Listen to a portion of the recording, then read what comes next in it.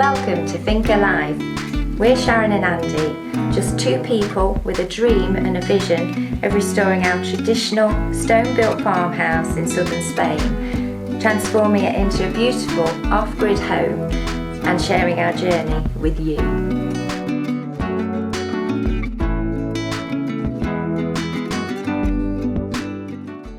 Welcome back. Welcome back, everyone. We've had a lovely weekend. Yes. We enjoyed our lamb, which we'll share with you shortly. And we're back in the old corral. Yes, we're making fantastic progress in it, so stay tuned to see what we've done. So let's see if we can do this successfully. The first thing we want to do, if we're going to smoke something in our smoker queue, is get a fire going in the firebox. I'm going to build a fire in there. That passes through, all the valves are open, up the chimney and heats the whole thing up. It takes about an hour or so to get it all up to temperature, so we're going to get it going and we'll come back to you when we're looking something like. So in our firebox we just use pallets, we split them down just for kindling to get it going, and then we're going to use these almond things. Let's stick a few more of them in there.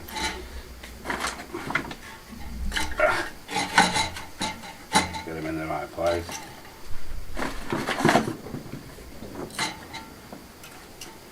Throw a few of these in, smaller ones first.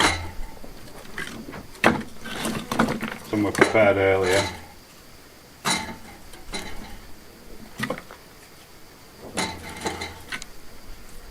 Load it up. As soon as that kindling's gone, we'll be able to get a few more in, a couple more in. Make a big fire, because you don't want a big flaming fire in there, but you don't want a smoky fire either. You want a nice clean burning fire. So what we'll do is let this reduce down to hot embers and then just add a log at a time as needed to keep the heat in it. So let's get it lit. Right, so it's lit. We just need to let them burn down now till we get good embers. Oh, I'm falling over. And then keep feeding it. So we'll shut the door. Probably take about an hour. So whilst the barbecue's getting up to temperature, I've come to pick some rosemary in order to prepare the lamb. We actually grew some ourselves a couple of years ago. We just took a root from one of these plants. There's loads of them around this part. And it was growing great in a tub and looking really healthy, and then this year it just died on us. I don't know why. And to be honest, this is not looking at its best.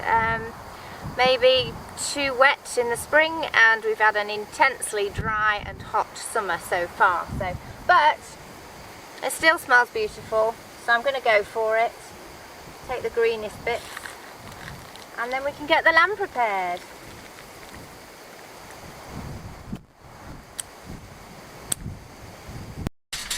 And next we want some garlic, our homegrown garlic. There we go, let's do it.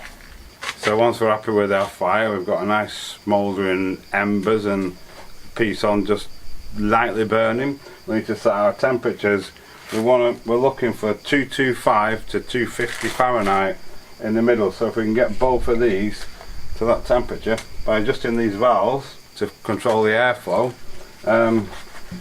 that's how we do it. So we just gently tweak, and this one's at 400, so we need to close that one off a bit. This one's closed to keep the heat in, that's at 275, so by closing this one gently, a little bit by bit, we should be able to bring it down to where we want it to be. Let's give it a go. We'll come back to it shortly. And next for the rosemary, I'm just taking it off the woody bits. And they're ready to go. Okay, so what I'm going to do with the garlic is make an incision into the flesh. The knife could do with being a bit sharper. I'm poking my little cloves into the hole there. And then when it cooks, the garlic will just diffuse into the meat. Absolutely delicious. I learnt this little trick when I was working in France. The chef there used to do this rather than just put your garlic on the top. This knife is rubbish. It works much better this way. There we go.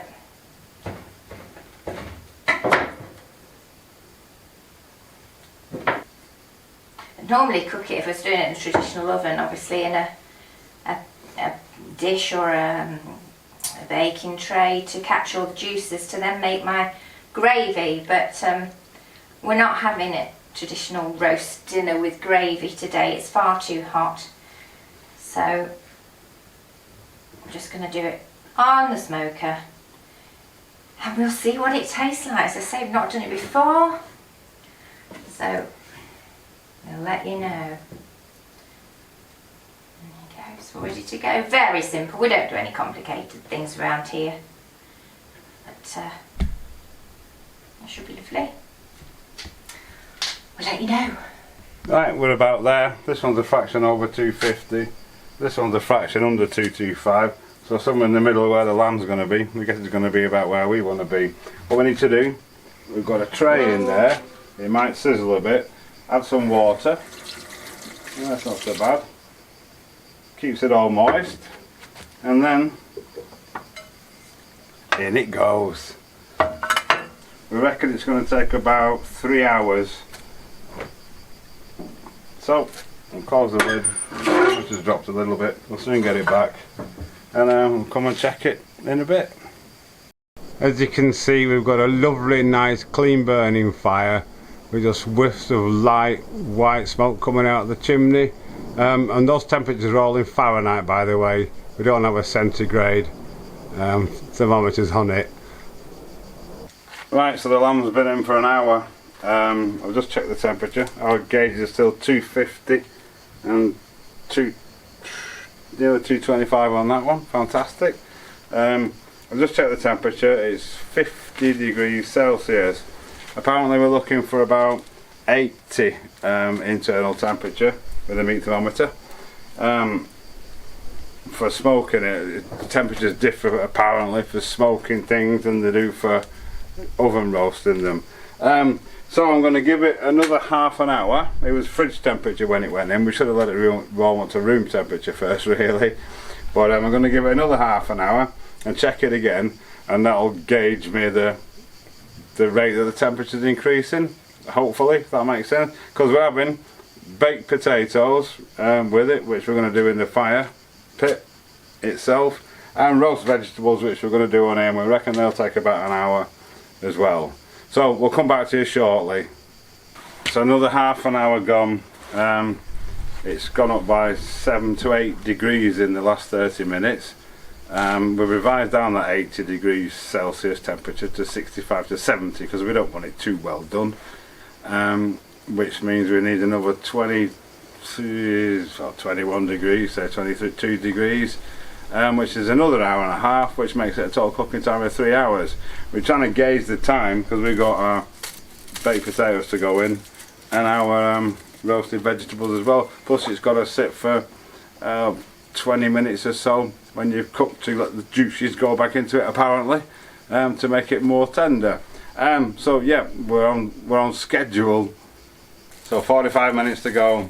I'm going to put the potatoes in. We guess they're going to take about an hour. We've done these in the past, but it'll also give us 15 minutes to rest the lamb.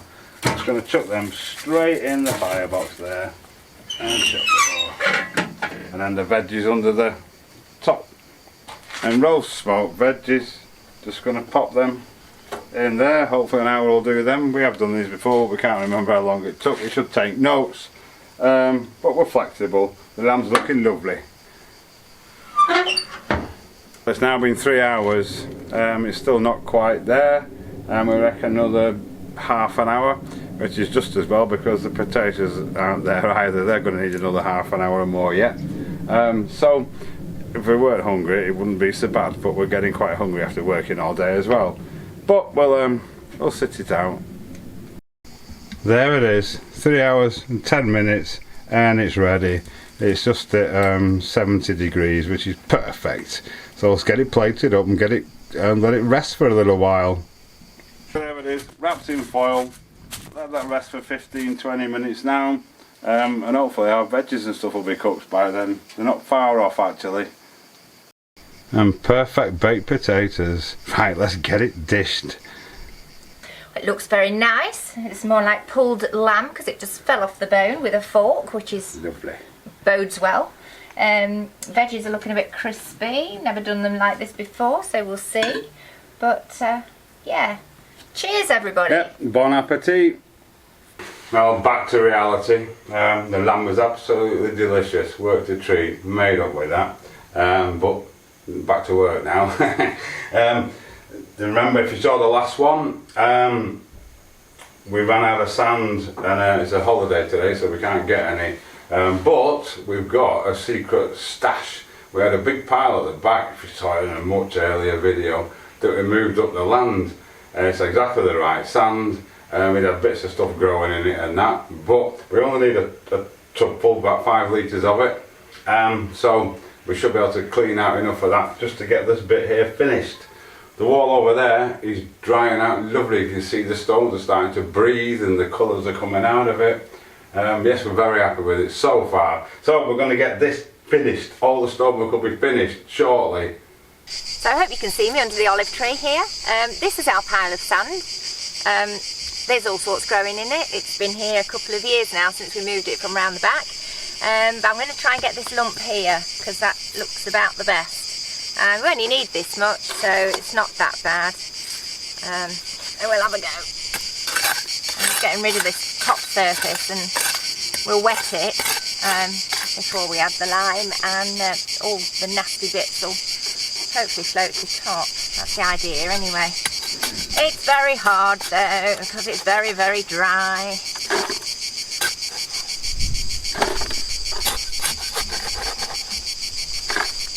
So there you have it. Our sand, just chuck it in there. Cover it with water. As I say, all the bits should float to the top. Try and break up a few of these big lumps. Right, get some water. There are things we have to do, eh? Just because we're desperate to get it finished, and it's a silly bank holiday, or fiesta as they call it over here. So you can see all the bits there floating on the top. All we need to do now is pour off the water with the rubbish, leaving the sand in the bucket. He will try anyway. That's the theory.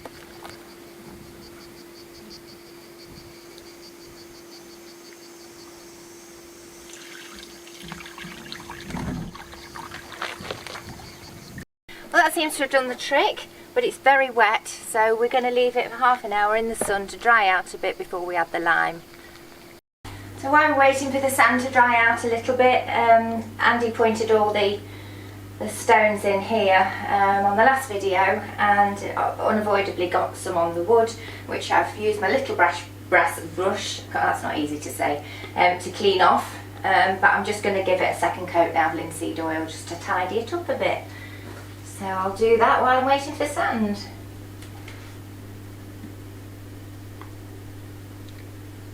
Right, we've got our mix. Another bucket of stones. See if we can get this finished off. Well, another momentous occasion. The stonework in the corral is finished. The room's still away from being finished yet, totally. But that's been the biggest job. It's been a right struggle, a right slow struggle. We just got to finish oiling a couple of beams, and then we can start working on the walls, getting them cleaned off, getting them whitewashed. We don't know what we're going to do with the floor yet. We've not decided. We love the old cobbles. It's not totally practical, so we're still working on what we're going to do with them, because a lot of this stuff in between them is just old, very, very old, like cemented, limey stuff. We don't know. But we're still working on that one. Just got to show you this little lizard. Oh, he's gone out of focus.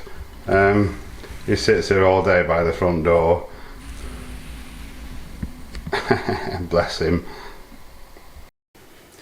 Well, 2 to go.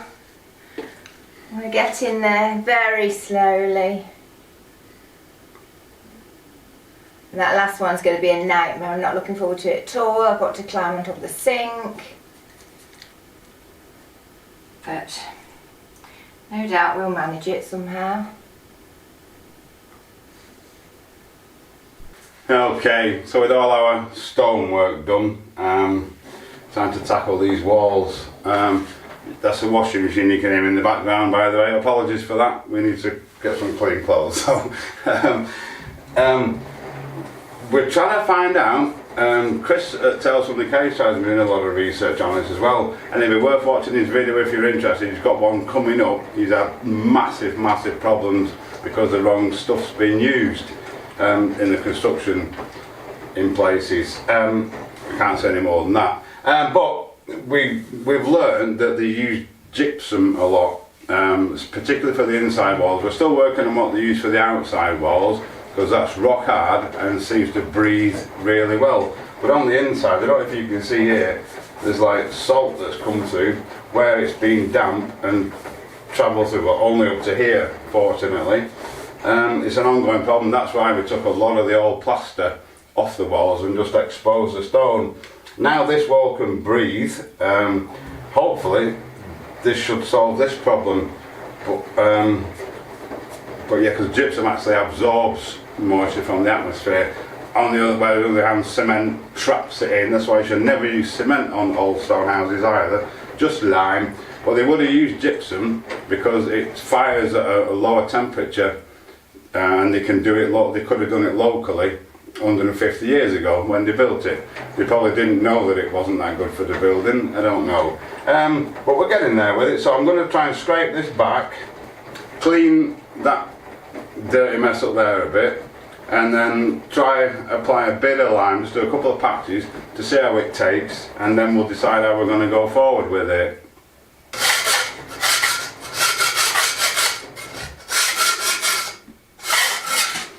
As you can see, it's actually bone dry at the minute. This is past damage, but obviously we don't want it coming back again. Bone dry and hard.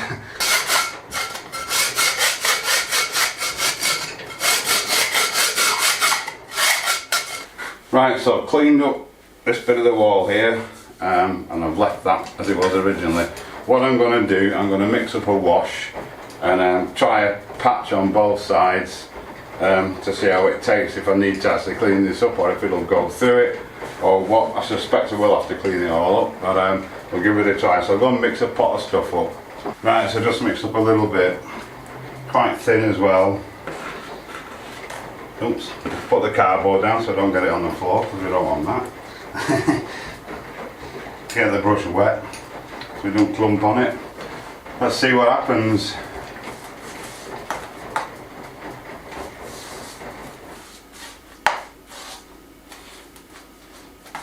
Glad I put the cardboard down.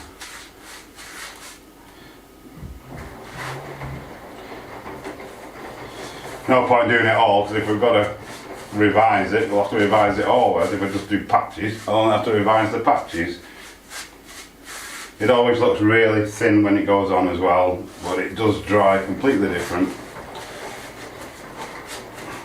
And we're expecting it to need 2 coats as well though, in any case. There we go. I'm leaving this bit here so I can see exactly where I cleaned it off and where I didn't.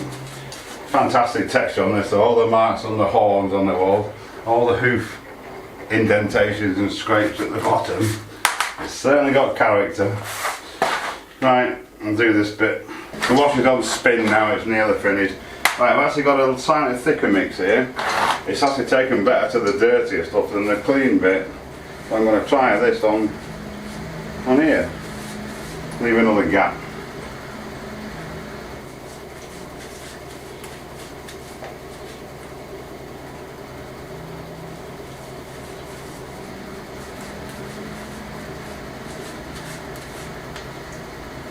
And Sharon's on with the final beam.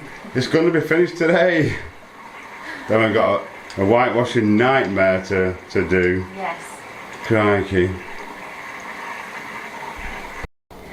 So I'm on to the last side of the last beam, and I knew it was going to be a nightmare. I can't stand on here because this was only ever temporary, and I don't want to chance it. So I'm having to bend backwards and goodness knows what to get this final face done. Not easy, but anyway, we'll get there. Nearly there, thank goodness. Well, the good news is the last beam is finished, so it's now full on line washing, and the 3 I did, they're all going to be alright. The thinner one may need a second coat, but this thicker one, we liked it so much it leaves a nice texture, and so much so that I've done this whole area here. I've just touched in, started edging in, and I think we're going to try masking these off so we can just slap it on. But we're going to have to wait for a minute because we're going on a immersing mission. Chris, I can let the cat out of the bag apparently. Chris at Tales from the Cave side, and Lillian of course, one of the caves has been lined, plastered with gypsum. Here we go again. And it's absolutely soaking wet because, as I said before, the gypsum absorbs the moisture. So they're knocking it all off and they're going to recoat it with sand and lime render plaster type thing. But he's a bit concerned, as he's been knocking it off, about the ceiling coming down. So we're going to go on a mercy rescue mission and take him some acro props, jack posts, depending on where you are in the world as to what you call them. But basically the telescopic supports that you put under the roof, wind them up to hold it up. So let's get over there. The ceiling of the cave house is only quite low, 2 meters, so he should do it. I've got 4, if we can get them in. Yes, don't need the trailer for these.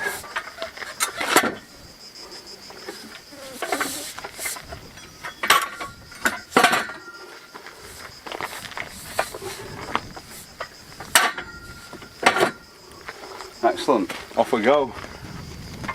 So we're off to see Lillian and Chris.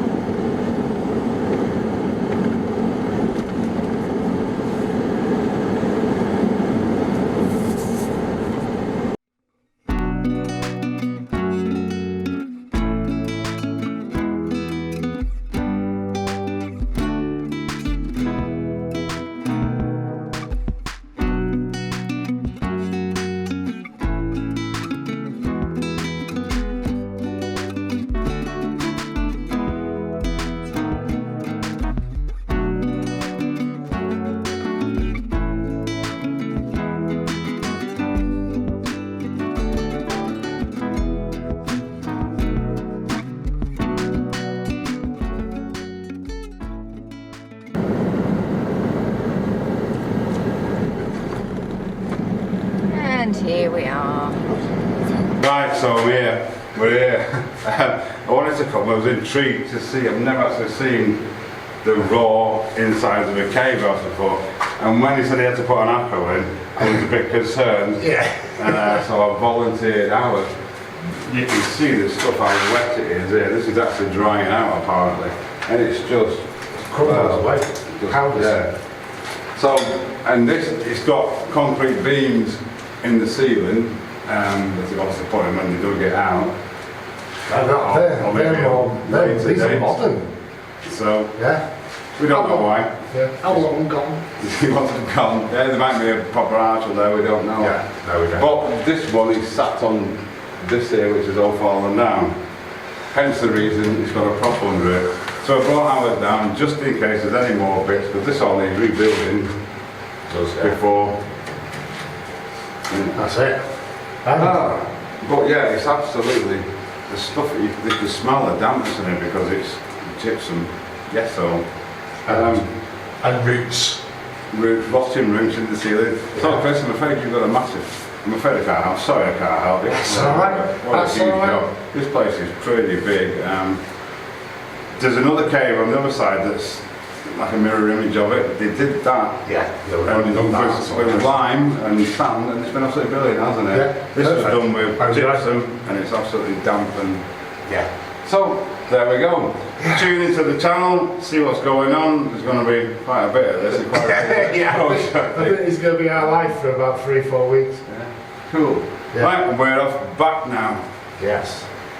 Lillian and Chris got a right job on there. Interesting, but not easy. Anyway, on with me lime wash, me lime paint. We're going for a medium sort of mix to give some texture, but hopefully leave signs of some of the horn marks. I'm just going to mask this top edge off. Seems to be sticking really well to it. So I get a nice straight line on it. Not that it's straight to start off with, but it'll be somewhere near. So I'll get this done and go and mix up a wash and see if it'll work.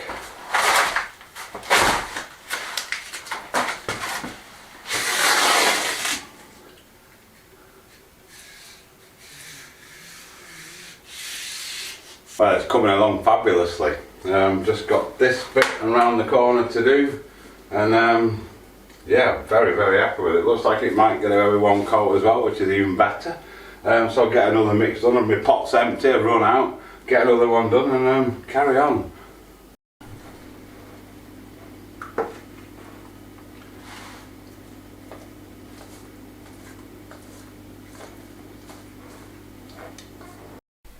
So, a momentous occasion, we're on with the lime washing of the ceiling. Of course it's all got to be washed down first because it's absolutely filthy. So, joy of joy, my favourite job in the world, ceilings. But it's got to be done. So, I'll crack on. There we go, all done apart from a little patch that you can probably see around the corner there. But we'll do that when we do all the rest of it up here. Like I say, it always looks a bit patchy when it's first done. Hopefully it'll dry all crisp and white, otherwise we'll just have to give it a quick thin second coat. And on for the ceilings now.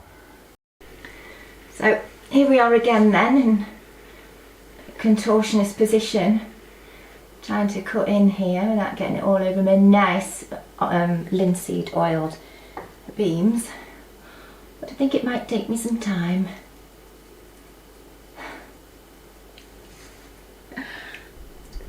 Won't be as bad once I get past this sink. It'll get easier.